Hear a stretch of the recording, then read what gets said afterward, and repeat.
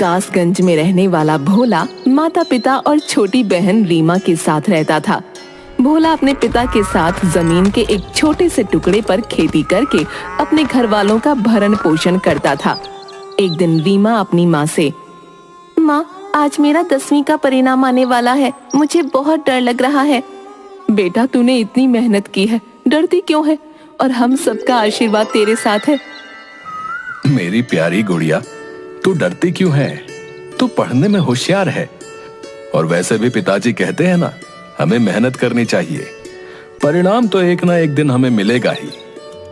भैया, आप क्या जानो पढ़ाई करना कितना मुश्किल है, और इतनी मुश्किल से पढ़ाई करने के बाद अगर परिणाम अच्छा ना आए तो कैसा महसूस होता है। रीमा, तू अपने भैया से ऐसे कैसे बात कर रही है? सही तो कह रही हूँ माँ, भैया क्या जाने पढ़ाई के बारे में, उन्होंने तो 8वीं के बाद स्कूल ही छोड़ दिया था। मेरी प्यारी बहना, ये तो तू सही कह रही है कि मैं क्या जानू पढ़ाई करने में कितनी मेहनत लगती है, लेकिन तुझे देखकर अंदाजा तो लगा सकता हूं तू कितनी मेहनत से पढ़ाई करती है। तू अपना दिल बिल्कुल भी छोटा मत कर, तेरी परीक्षा का फल बहुत अच्छा आएगा। रीमा गुस्से में पैर पटकती हुई वहां से चली गई। माँ, मैं नहीं चाहता कि रीमा को यह पता चले, क्योंकि मैं जानता हूं कि वो ऊपर से चाहे जो भी बोले, लेकिन दिल से बहुत कोमल है।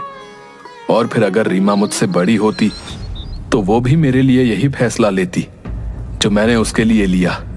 बेटा, हमारे पास इस जमीन के छोटे से टुकड़े के सिवा और कुछ भी नहीं है। मुझे तो समझ नहीं आता कि आगे क्या होगा। माँ, मैं इतना जानता हूं कि मैं अपनी बहन को उतना पढ़ाऊंगा जितना वो पढ़ना चाहेगी, चाहे इसके लिए मुझे कुछ भी करना पड़े। भगवान तेरे जैसा बेटा अगर हर घर में दे तो माँ बाप के बाद कोई भी भाई बहन कभी अनाथ ना हो।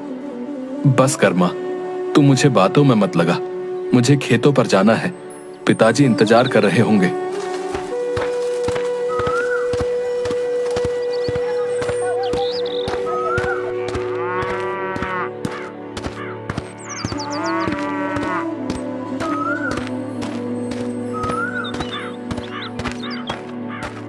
भोला के खेत के बीच सालों से एक पुराना वृक्ष था, जिस पर एक पत्थर का टुकड़ा था। पिताजी, माँ ने रोटी भेजी है, इसे खा लीजिए। बेटा, पहले तू हरिया के खेतों पर चला जा। उसकी पत्नी तुझे बुलाने आई थी, बोल रही थी हरिया के पेट में बहुत जोरों का दर्द हो रहा है। पिताजी, आप आराम कीजिए, तब तक मैं हरिया के खेतों पर जाकर आता हूँ। हरिया के खेतों पर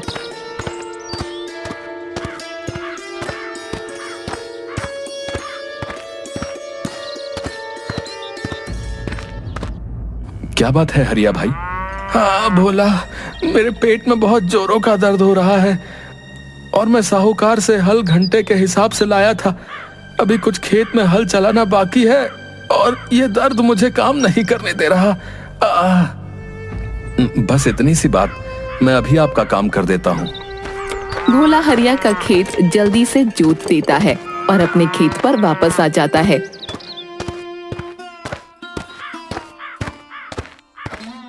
और पिता को सारी बात बताता है।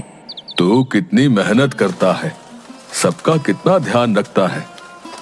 क्या पिताजी, आप भी कैसी बातें करते हैं? ये सब तो हमारे अपने हैं। पिताजी, आपको पता है आज रीमा का 10वीं का परीक्षा फल आने वाला है। हाँ बेटा, परंतु अब हम रीमा को आगे नहीं पढ़ा पाएंगे। हमें उसकी पढ़ाई बंद करनी होगी। आप ऐसा क्यों बोल रहे हैं पिताजी? वो आगे पढ़ना चाहती है और वो पढ़ाई में कितनी होशियार भी है। बेटा, हमारी स्थिति तो तू जानता है। आगे की पढ़ाई का खर्चा ज्यादा है, जो हमारे बस की बात नहीं है। और फिर आगे की पढ़ाई के लिए रीमा को शहर भेजना पड़ेगा। हम ये सब कैसे करेंगे?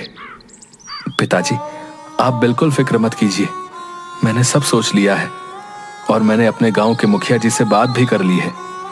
अब क्या बात कर ली है तूने मुखिया जी से?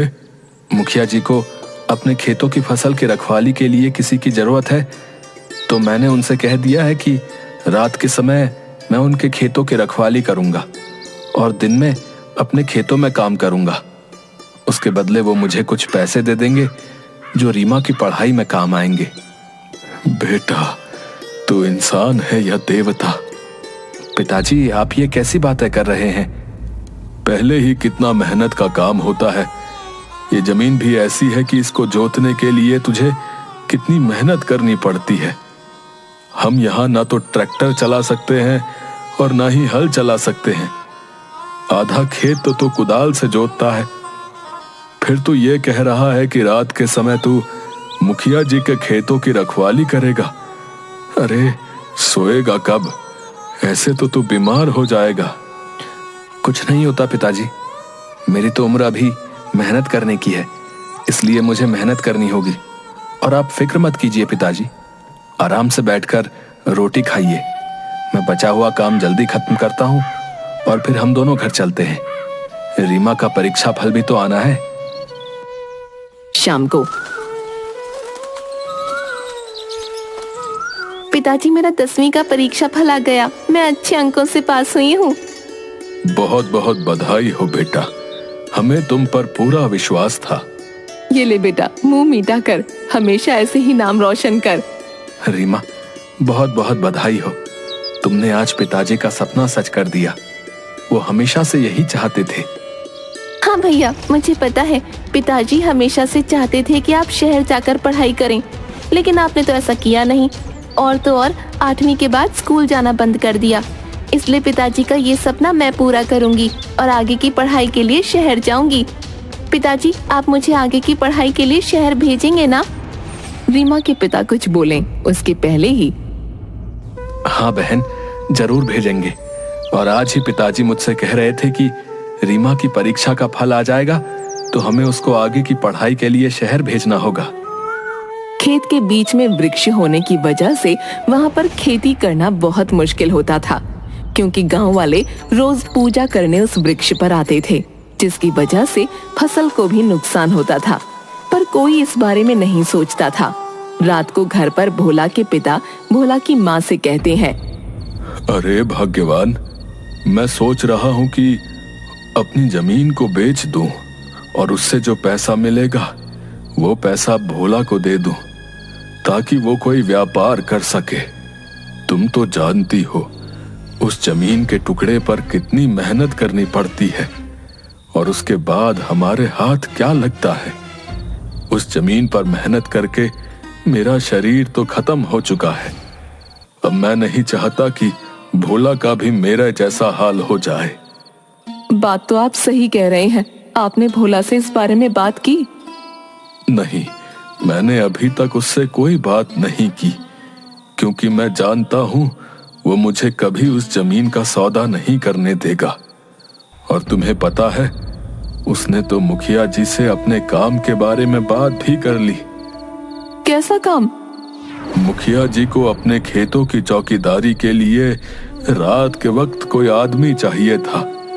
भोला ने उस काम के लिए मुखिया जी से हाँ कह दिया है और मुझसे कह रहा था कि दिन में अपने खेतों में काम करेगा और रात के समय मुखिया जी के खेतों की चौकीदारी करेगा, और वहां से जो पैसे मिलेंगे उस पैसे से रीमा को आगे की पढ़ाई के लिए शहर भेजेगा।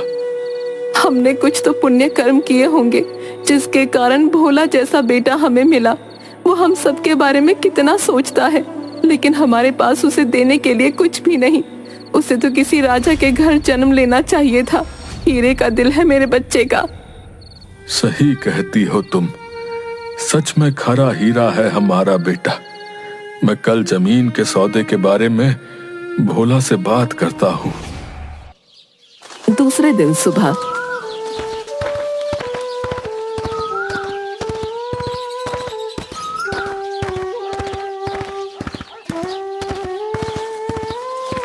बेटा भोला, मैं सोच रहा हूँ कि इस खेत में इतनी मेहनत करके हमें मुट्ठी भर अनाज मिलता है। इससे अच्छा है कि मैं इस खेत का सौदा कर दूं।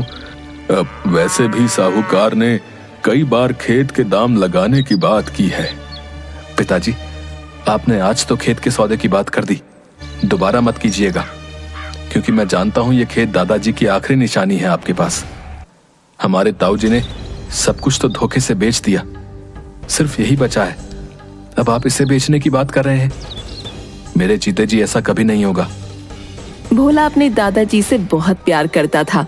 उसे जब कोई परेशानी होती तो वो अपने खेतों के बीच उस वृक्ष के नीचे जाकर बैठ जाता और वृक्ष से बातें करता, क्योंकि जब वो छोटा था तो उसके दादाजी पूरी दोपहर उस वृक्ष के नीचे भोला के साथ खेलते। भोला वृक्ष के नीचे जाता है। दादाजी, मैं जानता हूं पिताजी ने आज जो बात कही है वो किस परिस्थिति में कही है, लेकिन मैं आपसे वादा करता हूं कि मैं ऐसा कभी नहीं होने दूंगा। इस खेत से मुझे आपकी खुशबू आती है, ऐसा लगता है कि आप यहीं पर हैं। परंतु आज मुझे एक और बात महसूस हुई कि शायद पिताजी को ऐसा लगने लगा है कि मैं उनकी जिम्मेदारियां पूरी नहीं कर पा रहा हूं। दादाजी, मैं कोशिश तो कर रहा हूं, लेकिन क्या करूं, कोई रास्ता समझ नहीं आता। अगर आप आज मेरे पास होते तो मुझे जरूर कोई रास्ता बताते। तभी एक आवाज आती है। भोला, बेटा भोला। कौन है? कौन है? मैं हूं बेटा, क्या तुमने मुझे नहीं पहचाना? आप कौन हैं और आप मुझे नजर क्यों नहीं आ रहे? मैं वृक्ष हूं। वृक्ष? आप बोल सकते हैं? ये कैसे हो सकता है? हाँ बेटा, मैं बोल सकता हूं और सब कुछ सुन भी सकता हूं। मैंने तुम्हारी सारी बातें सुन ली और बचपन से तुम्हें देखता आया हूं। मैंने तो तुम्हारे दादा का भी बचपन देखा है। क्या आप सच कह रहे हैं? हाँ बेटा, मैं सालों से यहां पर हूं। परंतु आप बोल कैसे सकते हैं? आप तो एक वृक्ष हैं। बेटा, मैं एक शापित ऋषि हूं। श्रापित ऋषि? मैं कुछ समझा नहीं। अगर आप ऋषि हैं तो आप वृक्ष कैसे बन गए? और इतने सालों से आप चुप क्यों थे? 100 साल पहले मैं ऐसी जगह पर अपनी कुटिया बनाकर तपस्या कर रहा था। तपस्या करते करते मुझे लगभग 20 साल हो चुके थे। मेरी तपस्या के फल का समय निकट आ रहा था।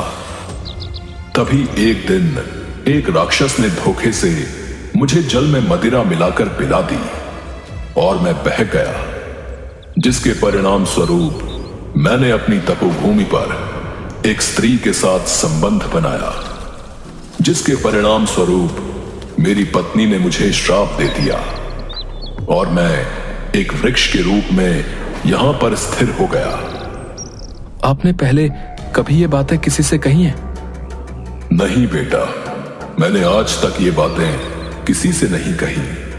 तो आज मुझसे क्यों कह रहे हैं? मैं आपकी क्या मदद कर सकता हूं? तुमने तो मेरी मदद कर दी है। वो कैसे? आज मुझे शापित हुए पूरे 100 वर्ष हो गए हैं। मुझे ये श्राप 100 वर्षों के लिए मिला था और इस श्राप से मुक्ति के लिए एक ऐसे व्यक्ति को ढूंढना था जो हृदय से नेक हो और उसने कभी किसी के साथ बुरा ना किया हो। फिर आपको वो व्यक्ति मिला? वो व्यक्ति तुम ही हो और अब तुम मुझे इस श्राप से मुक्त कर सकते हो। वो कैसे?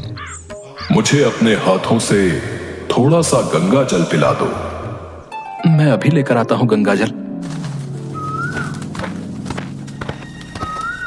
भोला गंगा जल लेकर आता है और वृक्ष के चारों तरफ जल डाल देता है। गंगा जल पड़ते ही वो वृक्ष एक ऋषि के रूप में बदल जाता है। तुम्हारा बहुत बहुत धन्यवाद।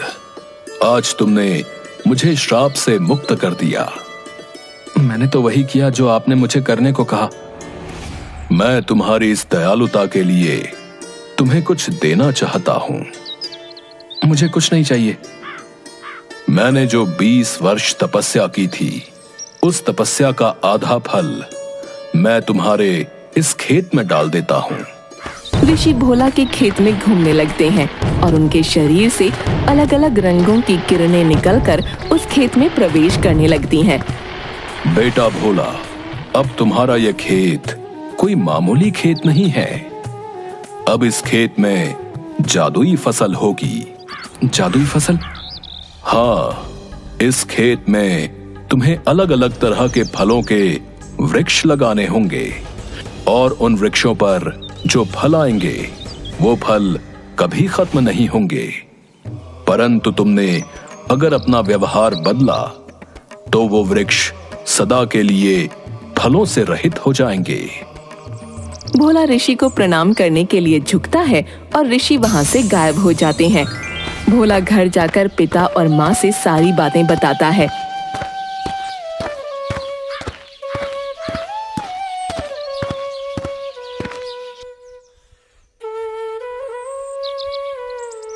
जैसा ऋषि ने कहा है, चलो हम इन पैसों से फलों के अलग अलग पेड़ लाते हैं और अपनी जमीन में लगा देते हैं।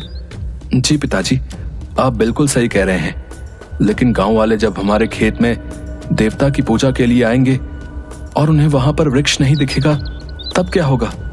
हाँ बेटा, ये तो मैंने सोचा ही नहीं। इसमें सोचना क्या है? अगर कोई पूछेगा तो आप कह दीजिएगा, हमें क्या पता, रात को तो वृक्ष यही था। नहीं माँ, हम ऐसा जवाब नहीं दे सकते हैं। बेटा, इस बारे में कल सोचेंगे। भोला और उसके पिता अपने खेत पर जाते हैं।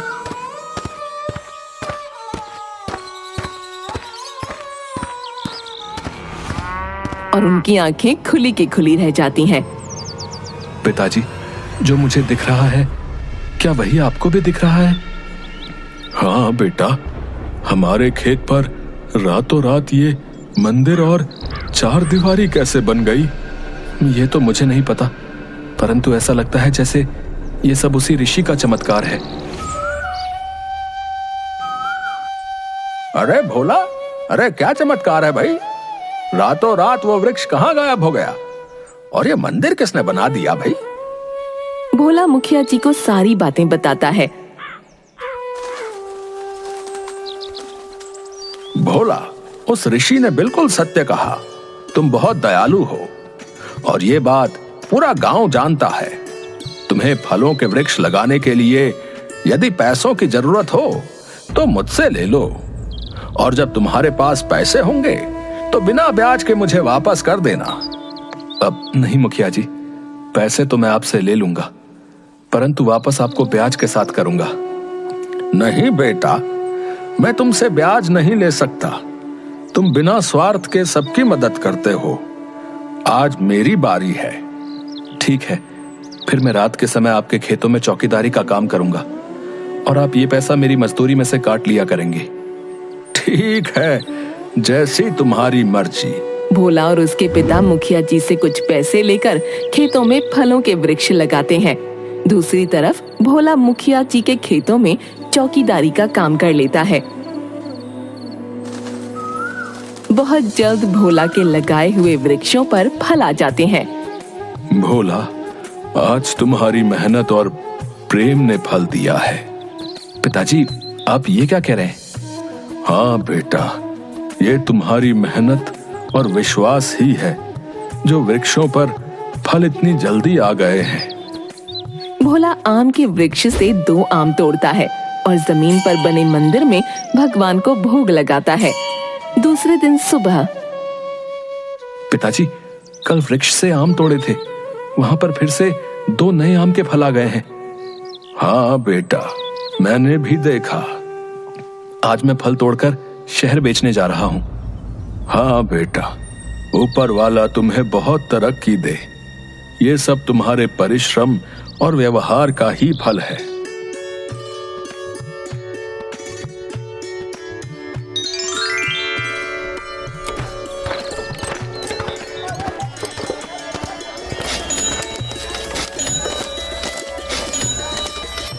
माँ, पिताजी, हमारे फल शहर में हाथों हाथ बिक गए और ये देखिए कितने पैसे भी मिले।